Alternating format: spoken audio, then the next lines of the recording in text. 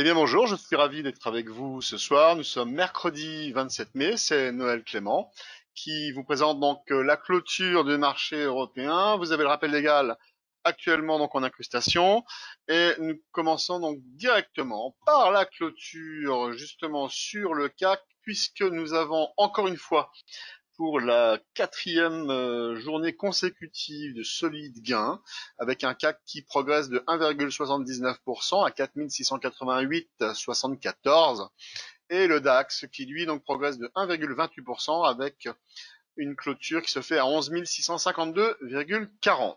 Alors, c'est vrai que les investisseurs, je vais l'enlever, donc cette incrustation, on l'a vu. Et donc nous allons traiter donc de deux actifs sur le Dow Jones et sur l'argent. Et nous allons faire comme les autres fois une petite partie pour les personnes débutantes. Hein. Donc il y a la partie fondamentale. Donc là ça correspond aussi donc très bien, ça se marie bien. Simplement. Au niveau donc déjà du coronavirus, il y a toujours donc une vraie inquiétude vis-à-vis des pays du Sud, c'est-à-dire d'Amérique latine, dans le domaine j'irais, on va dire, des pays qui sont plutôt donc au nord, pays, aux États-Unis ou en Europe. Ça a l'air donc de tenir et ça a l'air de s'estomper, mais il y a un vrai gap entre le Brésil, par exemple, qui inquiète énormément, puisqu'il y a donc une recrudescence importante de nouveaux cas. Alors, si aujourd'hui on a monté fortement, alors ce n'est plus avec les espoirs de vaccins. Chaque jour, en définitive, change un petit peu j'irais de cheval entre guillemets. Et aujourd'hui donc nous avons donc sauté les haies essentiellement donc avec l'idée que la liquidité allait à nouveau. Voilà, je dirais tous les 2-3 jours nous avons donc de nouvelles annonces. Et la nouvelle annonce que nous avons, c'est au niveau de l'Europe puisque la Commission européenne donc envisage d'investir 750 milliards d'euros pour l'Europe. Le Japon, lui, c'est carrément 117 milliards de yens, qui correspond à peu près à 1 milliard d'euros. Euh, Simplement, il y a aussi donc d'autres inquiétudes quand même sous-jacentes, puisque dernièrement donc le Nasdaq hier, eh bien, il a corrigé et il a continué sa correction aujourd'hui. Puisque manifestement, bon déjà Trump donc a vu d'un très mauvais œil que l'on puisse faire des remarques sur ces tweets, et donc forcément donc au niveau donc de la régulation, notamment de Twitter et des réseaux sociaux, c'est quelque chose donc maintenant qui est dans le pipe.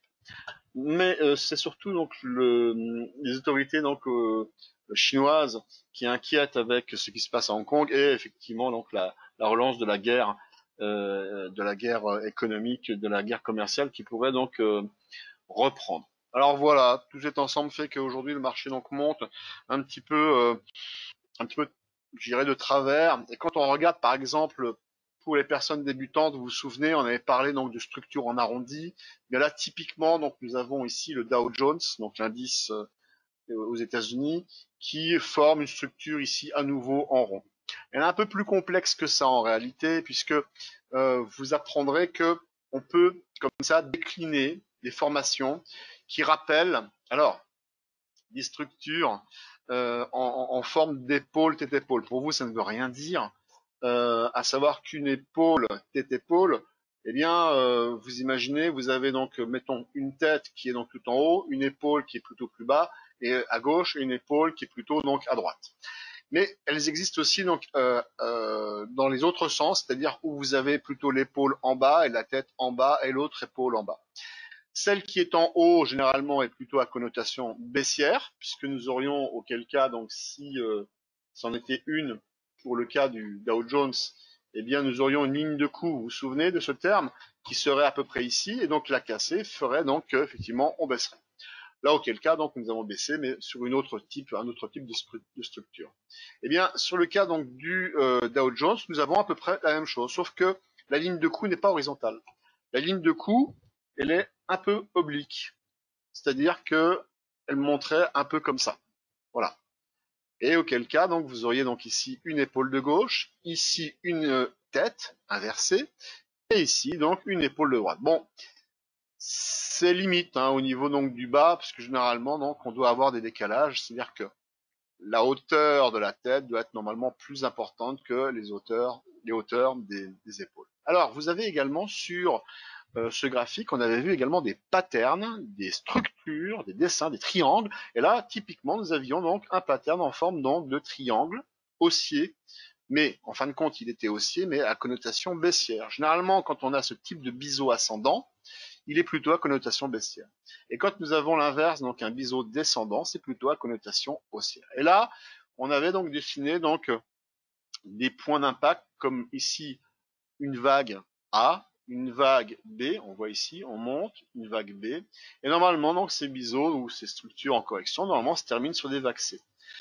La difficulté toujours donc c'est de trouver donc à quel moment cette vague C se termine. Et là aujourd'hui, il est probable, et c'est toujours pareil, on le saura après, puisque pendant qu'on est donc en pleine séance, et tant que le marché n'a pas cassé, eh bien nous ne pouvons donc que supposer. Et là, nous avons besoin d'outils, justement, pour pouvoir donc faire des études un peu meilleures. Alors, le premier, c'est que nous avons ici donc cette partie en rouge entourée de noir, correspondant à un gap baissier. Un gap, c'est un trou de cotation qui existe justement, qui s'est créé donc pendant la chute baissière, le 9 mars.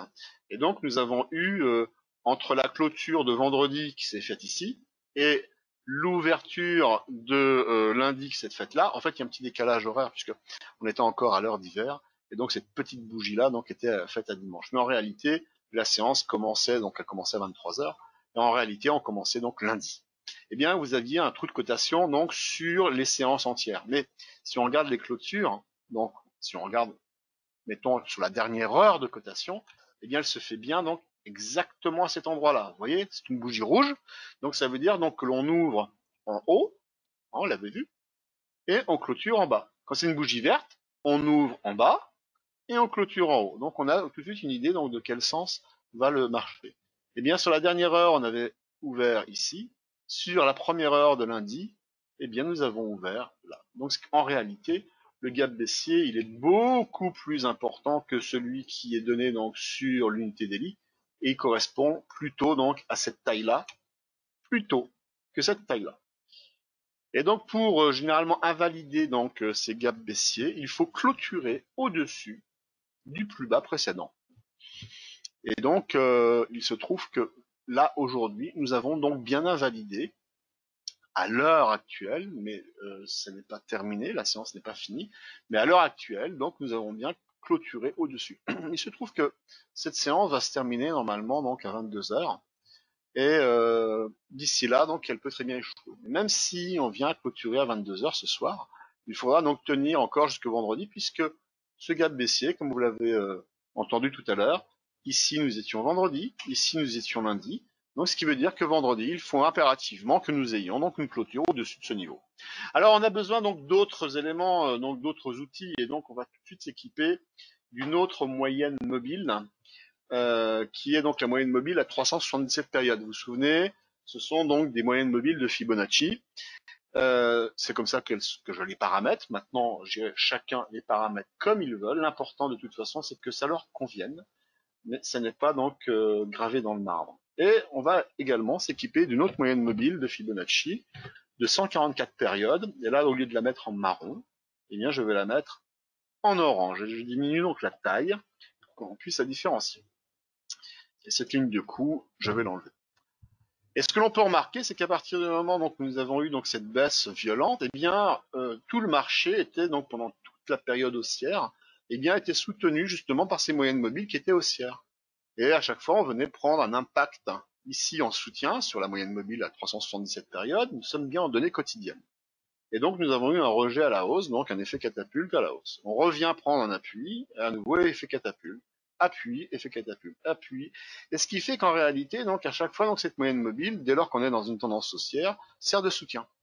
Quand nous avons donc à un moment donné, comme pendant toute la période du mois de janvier, eh bien une hausse qui s'est faite vraiment à court de carburant, eh bien il y avait donc, on verra une autre fois, il y avait donc des éléments ici, ce que l'on appelait donc des divergences baissières, qui nous amenaient donc à penser que nous étions donc en fin de hausse.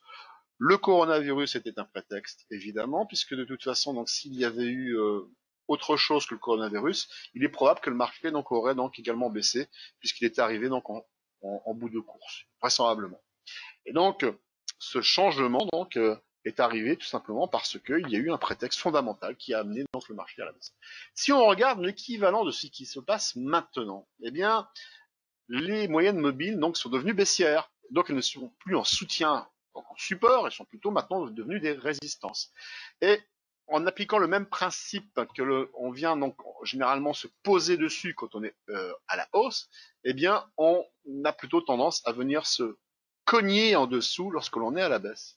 Et là nous arrivons donc sur un élément qui va faire loi, qui va être le juge de paix, c'est qu'à partir du moment donc, où nous aurons donc le Dow Jones qui viendra donc dans cette zone, c'est-à-dire aux alentours des 25, 26, à peu près 26 000, 25 500, eh bien nous allons être confrontés donc à une situation donc de rejet. Et c'est vrai qu'on pourrait donc bien sûr après appliquer d'autres outils comme l'ADX, vous en avez entendu parler, donc on en parlera assez souvent.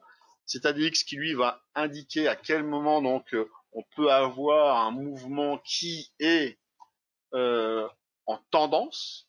Et donc ce que l'on peut voir, c'est qu'à partir du moment où nous avons donc le DI- que l'on voit ici en rouge, qui est donc au-dessus, ça veut dire donc qu'on est en tendance baissière. À partir du moment où nous avons donc, quand on est en tendance haussière, eh bien nous avons donc un DI+, comme par exemple sur cette période-là, ici, là, eh bien il est au-dessus, donc on est en tendance donc plutôt haussière, c'est-à-dire qu'on est monté donc comme ceci, ou comme sur cette période-là, nous sommes montés comme cela, ici. Eh bien, à partir du moment donc où nous avons comme actuellement donc le DI+ qui est au-dessus, très bien, on est effectivement en tendance haussière. Sauf que l'ADX, lui, c'est l'indicateur de puissance. C'est lui qui donne le parallèle que l'on peut faire, c'est un régime moteur avec une voiture. Pour avoir de la puissance, on appuie sur le champignon, pour parler donc trivialement, et donc on monte les tours à 3000, 4000, 5000, 6000 tours, et donc on dégage de la puissance. L'ADX fonctionne pareil. Et quand on regarde donc la puissance dégagée, quand on voit un ADX fortement monté, eh bien nous avons donc l'équivalent donc d'une forte baisse, justement, qui lui accompagne donc le sens directionnel du DI-. Eh bien, ce que l'on peut voir là, actuellement, c'est qu'il n'y a pas de tendance. Il n'y a rien. Alors, bien sûr, vous allez me dire, évidemment, là non plus, il n'y en avait pas.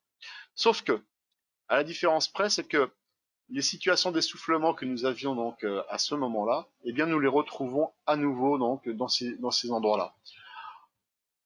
Je n'en fais pas plus sur le Dow Jones. On va passer donc sur l'argent. Et donc l'argent, donc quand on le regarde également, c'est un indicateur qui est unique. On a ici donc la moyenne mobile à 144 périodes, le seul indicateur dessus, mais il nous aide déjà beaucoup puisque là on voit donc l'argent qui est en H4, c'est-à-dire en 4 heures. Et vous vous souvenez donc tout ce que l'on a pu regarder ensemble au niveau donc des arrondis, des formations en épaules. Eh bien ici, vous voyez, ce fameux arrondi, à partir du moment où nous avons donc ces fameux dômes, eh bien c'est plutôt baissier. Puisque généralement, si cette partie-là, donc, elle est réputée donc comme étant un support, et donc on peut effectivement donc repartir donc loin en arrière, voilà, comme ceci, pour trouver donc des zones d'inversion de polarité. Et c'est de cela que je voulais vous parler, ces fameuses zones d'inversion de polarité, quelque chose qui à un moment donné donc est une résistance. Et donc nous avons ici donc ce fameux dôme que l'on arrive à passer. À partir du moment où on arrive à le franchir, bah, devient un support. Ici, vous voyez, on le passe à la hausse. Après, on backtest, on revient donc justement sur une moyenne mobile. Et là, on fusionne l'ensemble. Une moyenne mobile qui est haussière, eh bien, elle s'associe à nouveau à une zone polarisée qui a été battue et donc permet donc de repartir à la hausse sur un marché donc haussier. Par la suite, donc pour inverser un marché, généralement, une tendance comme ceci qui est soutenue par une moyenne mobile et on voit très bien qu'elle soutient très bien les cours, eh bien, pour repartir à la baisse, il faut aplatir cette moyenne mobile. On ne peut pas casser une tendance, une moyenne mobile qui est très haussière, on ne peut pas donc la basculer immédiatement donc à la baisse. Il faut d'abord l'aplatir. C'est ce qui a été fait. On l'a aplati. Donc là, il n'y a plus de tendance. C'est ce qui a permis à un moment donné, donc pour l'argent, eh bien quand il y a eu donc ce prétexte, et on en arrive encore une fois, ce prétexte baissier, il n'y avait plus de support réel. Il n'était vraiment plus du tout suffisamment en tendance, et donc on est tombé. À partir du moment où elle est passée donc à la baisse, eh bien nous voyons donc que cette zone qui était donc une zone de polarisation donc en support. Ici, nous étions en support, vous voyez. À partir du moment où on arrive ici sur une zone qui a été cassée, associée en plus de ça donc aux moyennes mobiles, qui devient baissière, On applique la même méthode, le même principe. Eh bien, nous avons un backtest qui se fait en direction donc de cette moyenne mobile et en direction donc de cet ancien support qui est donc une résistance, et on enfonce. Ici, c'était donc également un support et on enfonce. À partir du moment où cette zone donc sert également donc de support, eh bien, lorsque l'on revient, eh bien, on n'est pas obligé non plus de venir directement en contact. C'est une zone où la simple influence, je dirais, donc de cette inversion de polarité fait qu'elle rejette les prix. Par contre, à partir du moment où on le franchit, on ne franchit jamais un niveau comme cela au ralenti. Jamais. Hein, ça ne se passera jamais donc avec, par exemple, des bougies, des ensembles donc de chandeliers qui vont se déplacer comme cela, donc au ralenti. Quand on casse un support, on le casse à la verticale. Quand on casse une résistance, on la casse à la verticale. Des vrais supports et des vraies résistances, chaque fois. Donc il n'y a pas de débat. Et là, donc, on a réussi donc à franchir donc ce niveau. Maintenant, actuellement, si on regarde donc le silver, donc l'argent, eh bien, il est confronté entre effectivement un support et effectivement une résistance. Et l'idée, donc, quand on est donc dans ce genre de situation, eh bien, il faut plutôt, si on reste dans un optique haussier, eh bien, de trouver donc des intérêts acheteurs. Et l'intérêt acheteur que l'on pourrait donc trouver ici, eh bien, pourrait justement être associé à une autre moyenne mobile. Et là, pour le coup, je vais donc en rajouter donc une deuxième. Donc, encore une fois, la 377 période. Et donc, je la mets bien sûr en marron. Et je la mets aussi sur une épaisseur plus importante. Et ce que l'on peut voir, c'est que cette moyenne mobile, donc à 377 périodes, qui était donc haussière, on reprend donc la même base, hein, elle est haussière, on prend un appui, on l'aplatit, on la casse, et on a un croisement baissier sur deux moyennes mobiles qui sont très baissières, qui sont baissières. Là, donc, on appelle cela, dans le jargon, une croix mortelle. Quand elles sont baissières, toutes les deux, il faut qu'elles soient toutes les deux baissières pour qu'elles soient donc une croix mortelle. Et pour qu'elle soit donc une croix et pour le coup donc haussière, il faut que les deux moyennes mobiles soient à la hausse et on appelle cela donc une croix dorée. Et généralement donc c'est ce qui implique le fait que par la suite nous avons donc plutôt donc une tendance qui est réputée être haussière à moyen et long terme. Donc si nous devions donc viser quelque chose pour rentrer, eh bien globalement nous pourrions viser donc cette zone et donc on pourra en reparler, gardez-le donc dans le coin de votre esprit si vous voulez. Mais si on devait rentrer, on pourrait donc rentrer déjà light avec un petit levier pour ne pas être soumis à une pression trop importante vis-à-vis des appels de marge. Mais on pourrait donc rentrer donc sur un petit levier entre 15, 80 et 16, 40. Ça fait 15, 80, 16, 40, ça fait 60 cents hein, en dollars. Mais si vous voulez, là, à partir du moment où on arriverait donc à rentrer sur cette zone-là, eh bien, nous avons quand même une bonne probabilité que ça fonctionne, puisque la moyenne mobile à 377 périodes est haussière. Elle a été croisée par la moyenne mobile inférieure à 144 périodes, qui elle aussi est haussière, qui arrive en support, et qui arrive également dans une zone qui est une zone d'inversion de polarité, qui devrait également servir de support. La dernière chose que l'on peut ajouter, on peut tellement en mettre, pas non plus trop en mettre, mais pour les débutants, il faut également donc suffisamment donc être informé de ce qui est possible de faire. Eh bien, les bandes de Bollinger donc réagissent comme ceci. À partir du moment les bandes de Bollinger, donc ce sont des parties noires. Hein. La partie supérieure, c'est la bande Bollinger supérieure, et celle qui est inférieure, c'est la bande Bollinger inférieure, et en bleu, c'est la médiane, qui est une moyenne mobile à 20 périodes. Eh bien, lorsque l'on part dans une forte baisse, elle fonctionne comme une bulle. C'est-à-dire que quand les prix, comme vous voyez ici, donc baissent, la partie supérieure de la bande monte. Donc on appelle cela donc rentrer en divergence. Et quand à l'inverse on part à la hausse, c'est pareil. Vous avez donc les prix qui montent et la bande Bollinger ici baisse. Eh bien ce qu'il faudra observer ici, eh bien c'est bien sûr rentrer donc sur cette zone-là avec une possibilité donc d'avoir effectivement une bulle Bollinger sur la partie H4. Par contre, si on repasse justement en daily, eh bien, ce que nous pouvons voir, c'est que le fait que nous ayons donc ces moyennes mobiles qui se sont croisées à la baisse, là, on rentre dans un autre cadre, qui est le cadre du non-croisement, et le fait qu'elle soit suffisamment proche et qu'elle n'ait pas validé donc ce croisement baissier, on peut donc la requalifier en non-croisement baissier. Donc ça veut dire que c'est particulièrement haussier, plus haussier que lorsqu'on en a un croisement à la hausse. Ça aussi, il faudra que vous fassiez vous-même vos backtests et que vous constatiez par vous-même comment cela fonctionne. Et donc, même si on revient donc sur cette zone-là, on se rend compte que, en réalité, eh bien, cette structure que nous avons ici, c'est une structure, comme on en a parlé tout à l'heure, et donc on ferme la boucle, sur une forme donc en épaule, tête-épaule inversée, sauf que ici nous avons que la tête, ici nous avons que l'épaule, et à ce moment-là, donc on la requalifie par rapport donc à d'autres structures qui ont été développées par François Baron, et donc c'est une structure en Adam et Ève où vous auriez donc ici la ligne de cou de la structure en Adam et Ève, et ici la première projection, donc c'est l'épaule qui a déjà été donc projetée et acquise sur cette partie haussière, et il resterait donc cette partie-là donc à repasser au-dessus. Je vous laisse imaginer la suite. On verra donc d'autres actifs demain, si vous voulez bien. Je vous souhaite une bonne soirée. Protégez-vous en tout cas si vous avez donc des positions au travers de stop loss. Ce sont eux donc qui vont éviter de perdre votre capital. Mais rappelez-vous d'une chose, hein, c'est que le stop loss ne va fonctionner que en séance. Le CAC par exemple, il va fermer à 22 heures. Si vous avez un stop loss et que le marché donc dévisse pendant la nuit, eh bien, il ne fonctionnera qu'à partir de 8 heures demain matin. Et il est probable donc que l'endroit où vous aurez mis votre stop loss, ça ne fonctionne pas. Voilà, je vous remercie, à très bientôt, au revoir.